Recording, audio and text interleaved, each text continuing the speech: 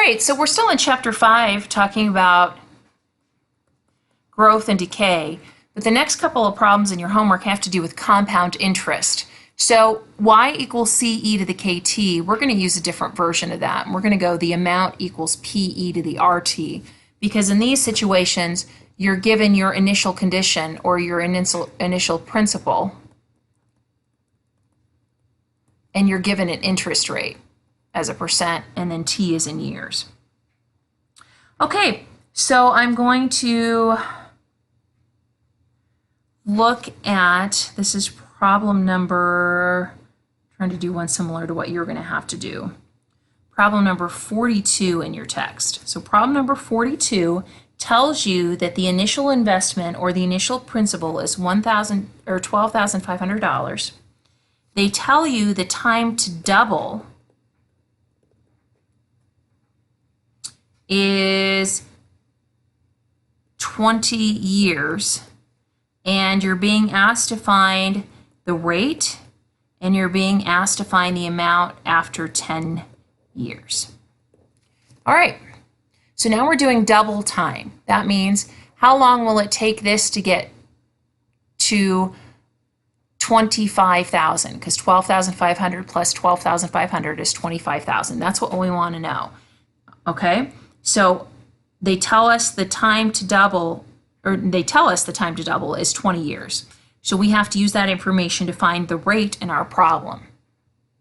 All right, so my initial condition is 12,500 e to the rt. And you have a couple of choices on this, but I'm going to go ahead and do double time. So I'm going to double this value.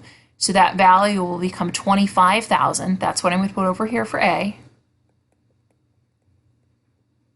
And where the t is, I'm going to put 20 because it takes 20 years to double that, according to this problem.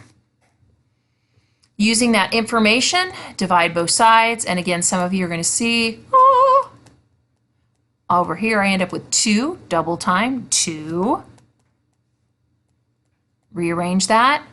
Now I'm going to take the natural log of both sides, or you use my inverse information.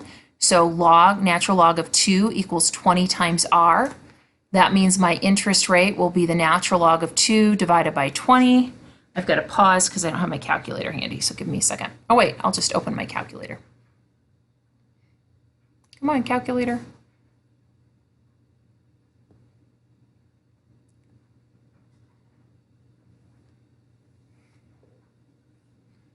So I need to take, what was it again?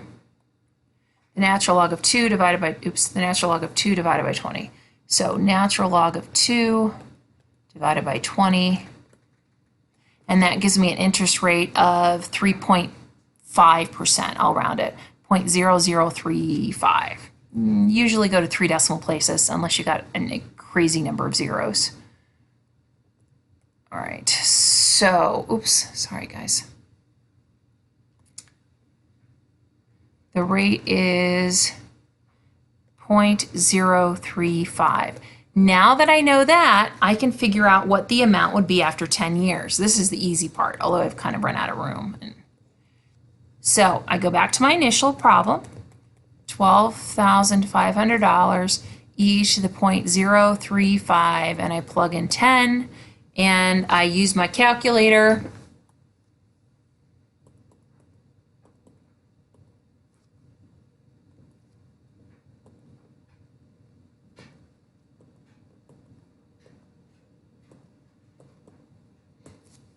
And that tells me that the value will be $17,738.34.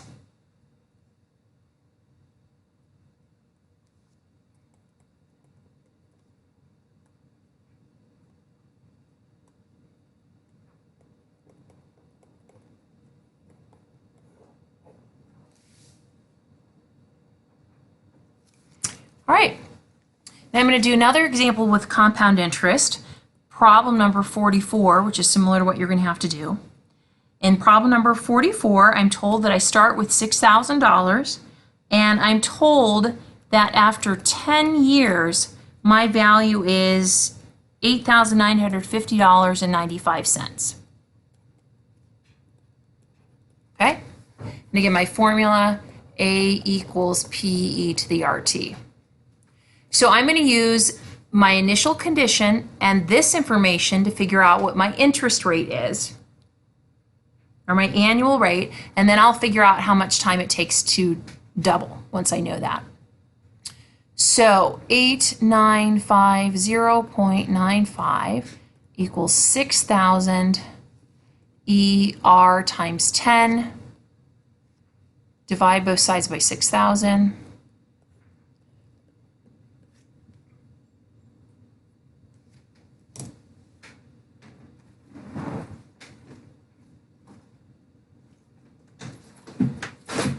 I don't know where my calculator ended up.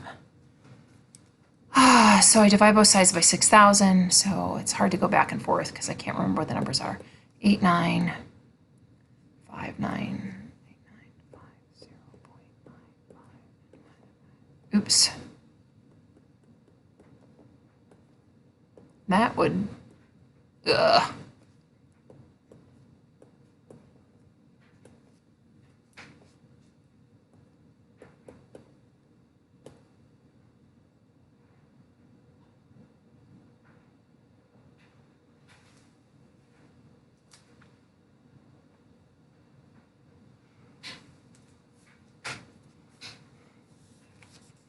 All right, so now I have that 1.491.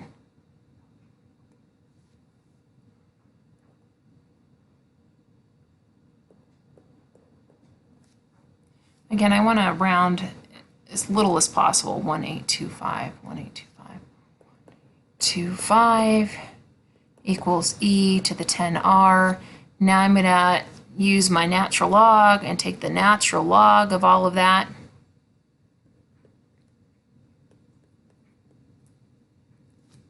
And in fact, just a side note, because you're using your calculator, it's actually going to give you a more accurate reading if you do the natural log. And I know it looks like a lot when you're writing it out by hand. If you leave it like this and then divide that by 10, again, it looks weird. Or you could multiply it by 1/10 if you wanted to. But you could do all of this on your calculator, and that will give you the interest rate. So if I come over here, natural log of 8950.95 divided by 6,123, then divided by 10, because it's 10 years, that gives me an interest rate of 4%. So my R is 0.04. Now that I know my rate, which is the first part that I'm supposed to find in the problem, I can find the amount of time it takes to double my value. Okay? So I want to double my value. So what is $6,000 doubled? That's easy, 12,000. So 12,000 equals 6,000 E 0.04 T. Again, some of you might notice that when I'm doing double time,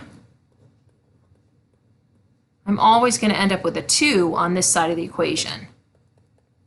And when you're doing half time or half-life, you always end up with a half. That's not a decimal, that's just a 2. All right, taking the natural log of both sides or using my inverse relationships, I get the natural log of 2. The E essentially goes away. So now I'm going to do the natural log of 2 divided by 0.04, and that's going to give me T. So coming back here, natural log of 2 divided by the rate tells me that the time will be about 17.33 years, or 17 years is fine for me. So T will be approximately 17.33 years. That's how long it will take for your amount to double.